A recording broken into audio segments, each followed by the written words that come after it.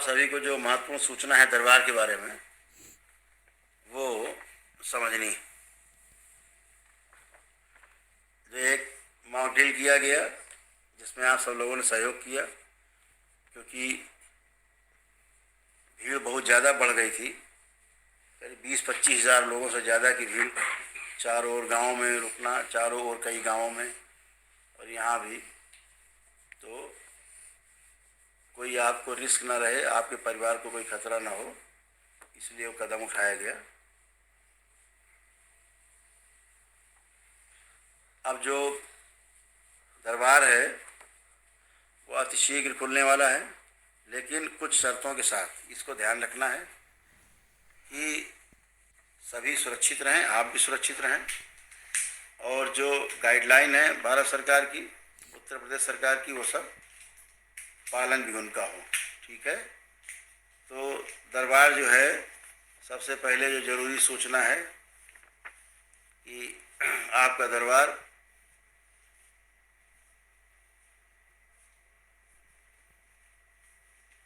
1 जनवरी 2023 से खुल रहा है, पुणे से ओपन हो रहा है। 1 जनवरी 2023 से, आने वाली 1 जनवरी यानी आज तारीख है 27, 28, 29, 30, 31 और 1, तो 1 तारीख से आपका दरबार खुल रहा है। शर्त क्या है उसको समझ लीजिए दरबार आने की। एक तो आपके पास आपका मास्क जरूर होना चाहिए, ये ध्यान रखिए। आपके पास जो गाइडलाइन है गवर्नमेंट की, उसके हिसाब से अभी जो गवर्नमेंट गाइडलाइन जारी की है मुख्य रूप से,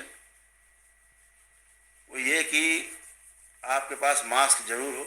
जब भी आप दरबार में प्रवेश करें, अंदर आएँ दरबार के आश्रम के अंदर, तो आप सभी लोग मास्क का प्रयोग जरूर करें, ये ध्यान रखें। जहाँ पर आप लोग लेटे बैठे सोए, वहाँ पर चूँकि बाहर जैसे हॉल है, माँ कामाख्या हॉल है, बाहर बड़ा हॉल है खूब, जिसमें 10 हज़ार लोग बैठ सकते हैं।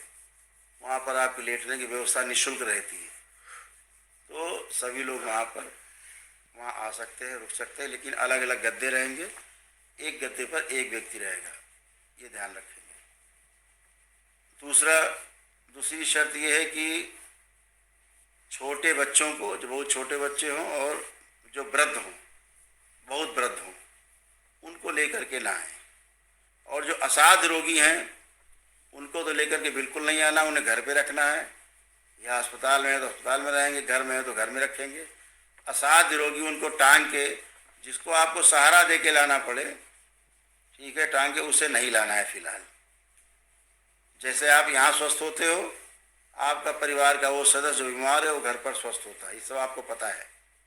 तो उसको लाद के लाने की जरूरत नहीं है कि आप उसको लाद के लाएं और उसको आप हवन में बिठाएं फिर मेरे समक्ष लाएं, ऐसे करने की आवश्यकता नहीं है, ये ध्यान रखिएगा। इस बात का विशेष ध्यान रखेंगे।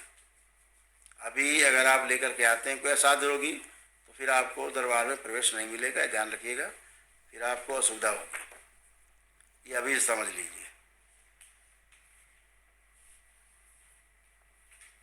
दूसरा, यदि कोई असाध्य रोगी है तो उसकी फ़ोटो आप ला सकते हैं साथ में, ठीक है। उसका पहना हुआ कपड़ा जो उतारा हो, उसने धुला ना हो, वो कपड़ा लेकर के आप आ सकते हैं, उससे उसका काम हो जाएगा, ठीक है। तो वो ये आप कर सकते हैं। गेट पर सैनिटाइजर रहेगा, वहाँ पे आप सैनिटाइज होकर के तब गेट पर प्रवेश पाएंगे। इस पर सब आप सहयोग करेंगे, इसका विशेष ध्यान रखेंगे।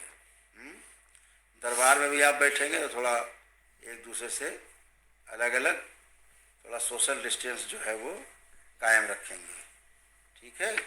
ये आपकी सब कंडीशन रहेंगी, थोड़ा ध्यान देना है, प्रिकॉशन रखना है एक दूसरे के प्रति। बाकी दरबार में ऐसा कुछ नहीं कि आपको कुछ होगा इसमें इन्फेक्शन, लेकिन फिर भी जो गाइडलाइन है हमें उसका पूरा पालन करना है, ठीक है। आपका आत्मविश्वास है, जब आपके अंदर से दरबार मृत्यु का भय हटा देता है एक क्षण में, सेकेंड में, तो फिर ये तो छोटी मोटी बातें हैं। आपका इम्यून सिस्टम वैसे बहुत हाई रहता है, तो आपको डरने की जरूरत नहीं, लेकिन प्रिकॉशन फिर भी आपको पूरा करना है, गाइडलाइन पूरी पालन करनी है। और दीक्षा का कार्यक्रम 6 जनवरी को शुक्रवार को निश्चित रूप से होगा, जैसे होते थे दीक्षा के कार्यक्रम मंत्र दीक्षा के, वो आपको 6 जनवरी को है। आपको सभी को 6 जनवरी में आपको 12 बजे दोपहर तक दरबार में अपना रजिस्ट्रेशन करा लेना है। निःशुल्क किट प्राप्त कर लेनी है। जो आपको हवन करने होते समूह में बैठ के, सामूहिक हवन होता है जो शुद्धि के लिए और सिद्धि के लिए, तो वो आप लोग 6 जनवरी तक दोपहर को 12 बजे तक जरूर प्राप्त कर लेंगे, क्योंकि 2 बजे से हवन शुरू होगा 6 तारीख को। तंत्र की दीक्षा के लिए जो आवेदन है वो भी 6 तारीख तक दे दें। हर सूरत में 7 तारीख को सुबह तक दे दें। ठीक है, सुबह 10 बजे तक दे दें 7 तारीख को, इससे लेट नहीं करेंगे, ताकि उनका भी सिलेक्शन हो सके। जो तंत्र की दीक्षा लेना चाहते हैं उनका भी सिलेक्शन हो सके। ठीक है, ये ध्यान रखें कि मंत्र दीक्षा लेने वाले लोग आरोग्य का हवन जरूर हो चुका हो, उनका ना हो चुका हो तो यहाँ अवश्य कर लेंगे।